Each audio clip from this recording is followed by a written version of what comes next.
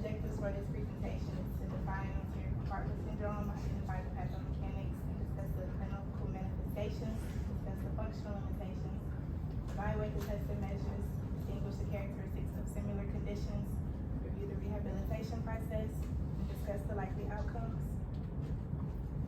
Definition: it is a condition of pain associated with increased tissue fluid pressure. It can occur during heavy exercises where fluid accumulates within the y'all really good with pronouncing my words, y'all. Y'all know that word, space of skeletal muscle.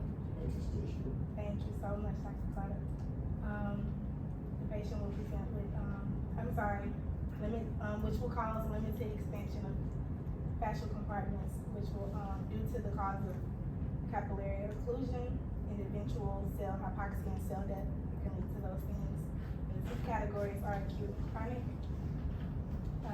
The acute compartment syndrome is usually considered an emergency and must be treated immediately.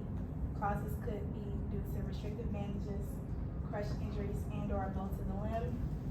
Chronic compartment syndrome is common among young athletes. Causes include poor footwear, training on uneven or hard surfaces, and exercises with repeated movements. Clinical manifestations.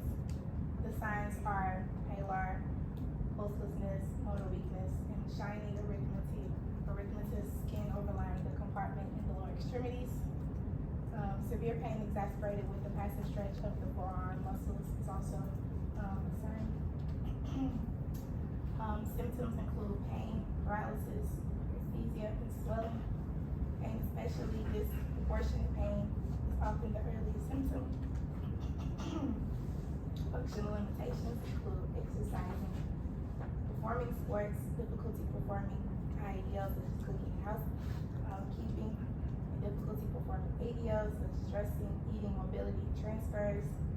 Another tip is the lower leg muscular pain with running or other activity is relieved by stopping the activity.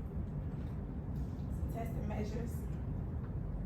Palpation may reveal swelling.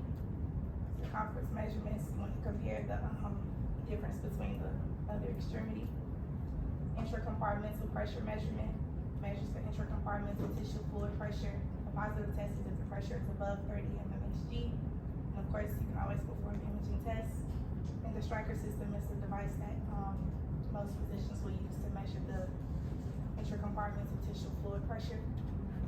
Differential diagnosis per Dutton, the tibial stress fracture, which can occur in the foot and ankle bones and should be confirmed with imaging. You have anterior tibialis tendinopathy. Usually signs and symptoms are present distally. Cracking sound when you move or touch the tendon. The patient may present with flat feet.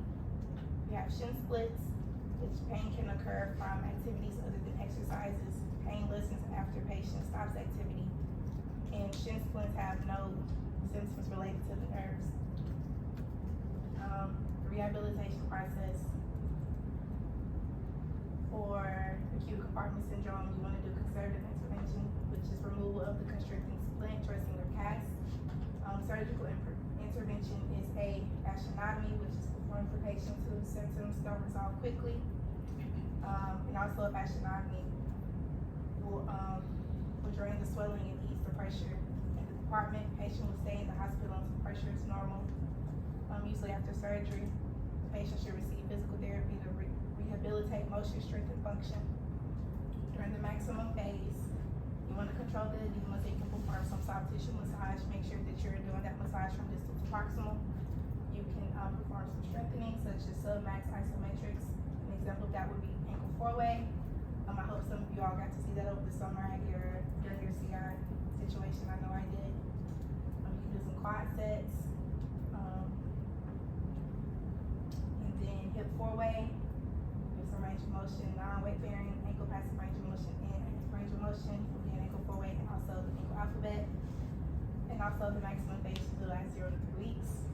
Next, we'll be moving on to the moderate phase. Again, you want to focus on range of motion with some gentle ankle stretching, which can last for 30 to 60 second holds, and nerve mobilizations in the spine, in supine.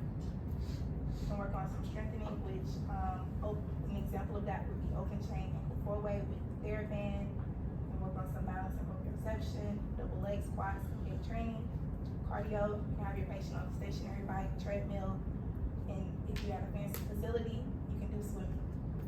Also, this phase lasts 4 to 6 weeks. You have the minimum phase. Again, you're going to work on that range of motion, so you just want to continue knee and ankle stretching and nerve mobilizations. Strengthening again, such as lunges, step-ups, single leg squats, heel raises, metric shuttle. You can work on that cardio by performing some light jog can be initiated. Sport-specific training you also want to do during the minimum phase, and patient education throughout the entire rehabilitation process, such as proper shoe selection and training regimens. Potential outcomes are decreased swelling, decreased pain, increased stability, return to sports after 8 to 12 weeks with rehab after fasciotomy, and the possibility of reoccurrence of the syndrome. This is just an overview. It is increased tissue fluid. Remember the 5 P's: pain, paresthesia, ALAR, paralysis, pulsiveness. Some functional limitations include difficulty exercising, performing sports, and completing ADLs, and also IADLs. Test for differential diagnosis are you want to complete some imaging, and also the compartment pressure measurement is best used to differentiate from tibial stress fractures, shin splits, and anterior tibialis tendinopathy. And lastly, the rehabilitation process should focus on decreasing swelling and pain, and improving range of motion and strength in patient education. These are my references. Thank you all for listening.